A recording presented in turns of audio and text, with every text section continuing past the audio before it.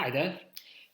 Week two response. I had a bit of a hard time last time trying to stay under 5 minutes, so I'm gonna have a little bit of a script with some bullet points that I will go through. So first one is Carol Armstrong. She is Doris Stevens Professor at Women's Studies at Princeton. As part of her research, she published this paper to illustrate the lives and career of three women photographers: Clementina Levy Hawarden, often just called Clementina, and, and Julie Margaret Cameron, and then Gertrude Casbier.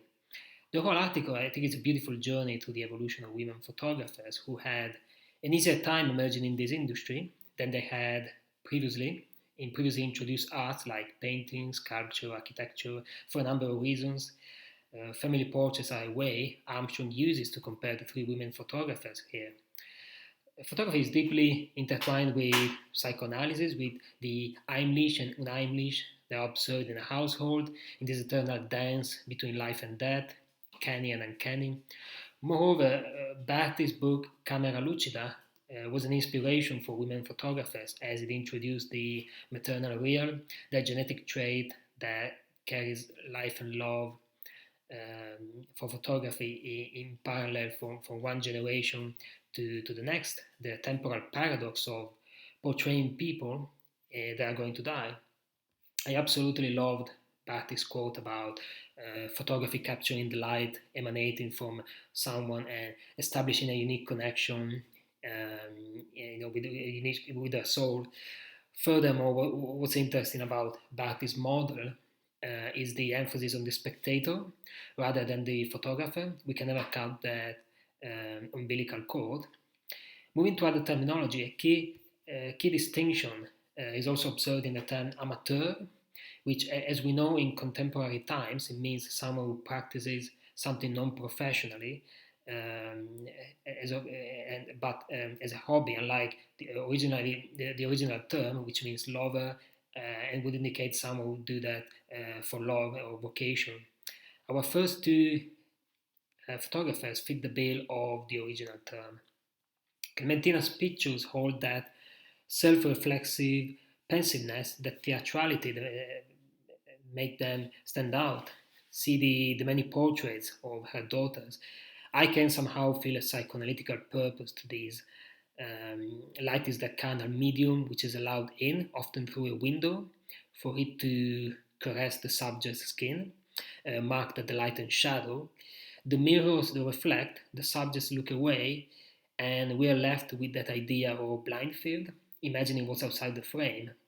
With reference to one particular study that I saw, the one with the two daughters, Isabella Grace and Clementina Maud, Armstrong has deep comments on it. Possibly she overanalyzes it.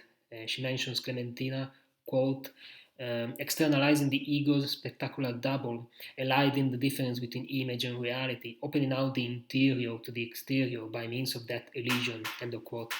I agree more with her comparison with Narcissus' Wish, also seeing the face expression that the two girls have, and all pictures are illegible, as Barth said in the end. The introspection found in Clementina's work would probably not be possible without that um, confinement to that domestic environment they lived in. Cameron, on the other hand, interacted more with the outside world and with other photographers like Carroll and White. They sometimes photograph the same subjects. Cameron's photographs do have a lot in common with Clementina's in the pensiveness of the figures. For instance, also, Cameron reproposed Clementina's and Giorgino's embraces in the form of children in each other's arms. Cameron's ones have a more erotic twist to them. I think of these aspects of photography, how they make it a more androgynous, if not feminine art, in my opinion. I think on nowadays where I see how most family portrait or wedding photographers are women. I don't mean to generalize at all. There may be a tradition there. Cameron's pictures also differ in their appearance, where the chemical process plays a bigger part at the expense of the lens. I personally like the almost surrealistic effect that she shows.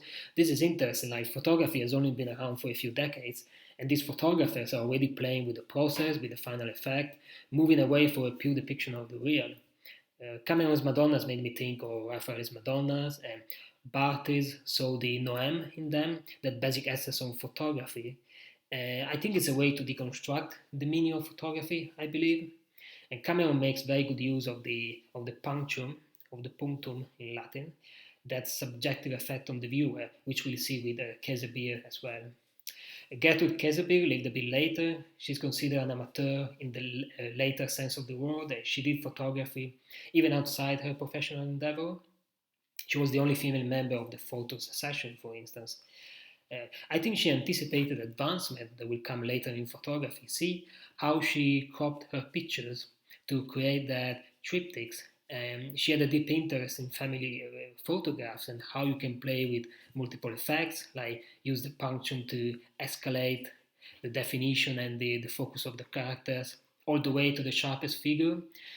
And she did emphasize child independence as adults are just sometimes mere observers.